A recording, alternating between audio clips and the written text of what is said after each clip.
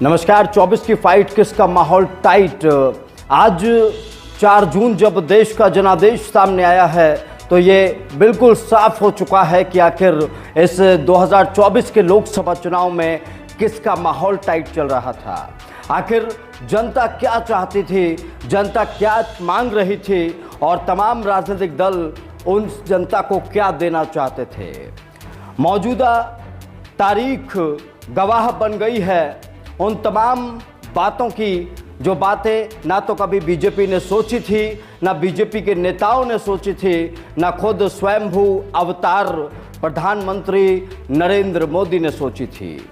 आज जब 4 जून को जनता का फैसला आया है तो जो नतीजे सामने आए हैं वो ये हैं कि बीजेपी जो 2014 में 272 प्लस का मिशन लेकर चली थी, आज उस मिशन क्या उस फिगर तक भी पहुंचने में नाकाम साबित हुई है। 10 साल काम करने के बाद जब 400 पार का नारा दिया जा रहा था तो ये दावा किया जा रहा था कि इस 400 पार के नारे के साथ नरेंद्र मोदी इतिहास रचेंगे, लेकिन हुआ क्या? पूरा एनडीए मिलाकर भी 300 पार नहीं कर पाया। ये इसी बात का संकेत है कि प्रधानमंत्री नरेंद्र मोदी, उनकी सरकार ने जिस तरीके से जनता को बार बार गुमराह करने की कोशिश की, लोकतंत्र में मशीनरीज पर दबाव बनाने की कोशिश की, उसका नतीजा आज नतीजों के रूप में जनता ने सामने रख दिया है।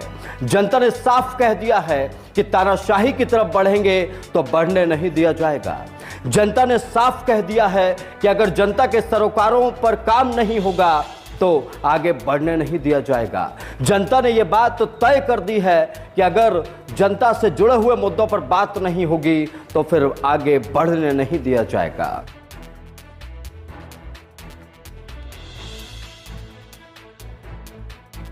आज ये सत्य की लड़ाई है, ये लोकतंत्र की लड़ाई है, ये संविधान की लड़ाई है, ये इस देश की लड़ाई है, इस देश की जनता की लड़ाई है। इतना जोर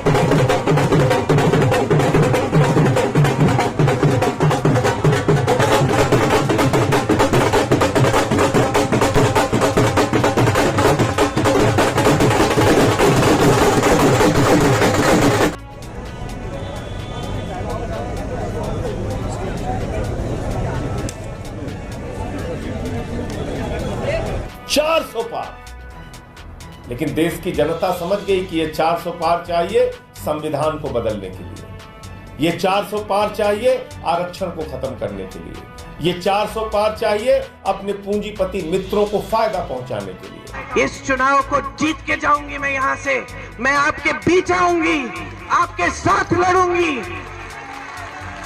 और अमेठी के इस पवित्र धरती में सही राजनीति, सत्य की राजनीति वापस लाने के लिए लड़ूंगी। नगीना की जो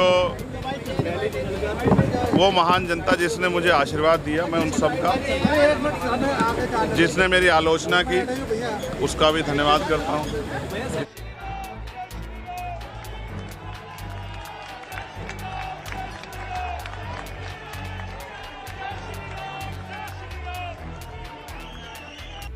इसी बीच चर्चाएं अलग अलग तरीके की हो रही हैं और उन्हीं चर्चाओं के बीच में जब कांग्रेस के नेता राहुल गांधी ने प्रेस कॉन्फ्रेंस की तो उन्होंने क्या कहा, आइए आपको सुनाते हैं।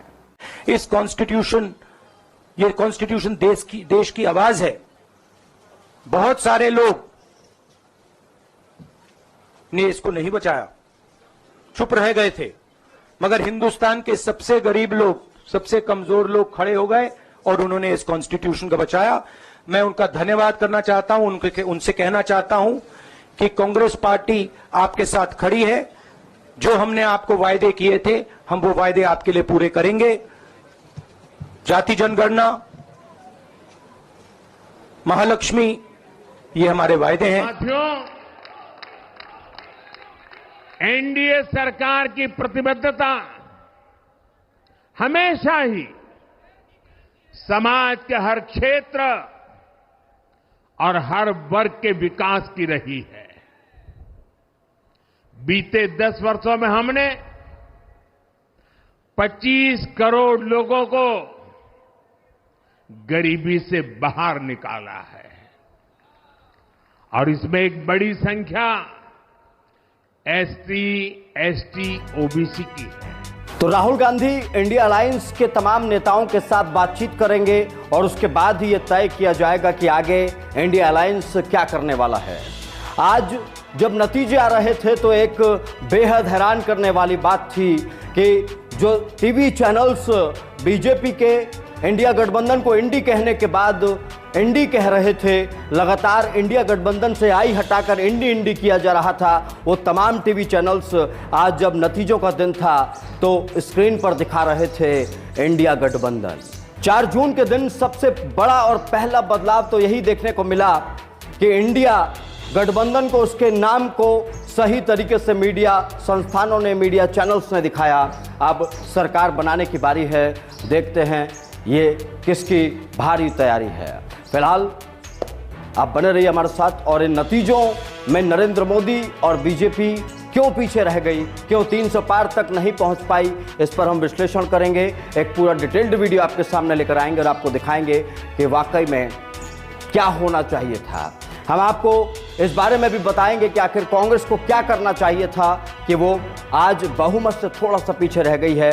अगर वो सब कर लेती तो शायद बहुमत से दूर न रहती। नमस्कार।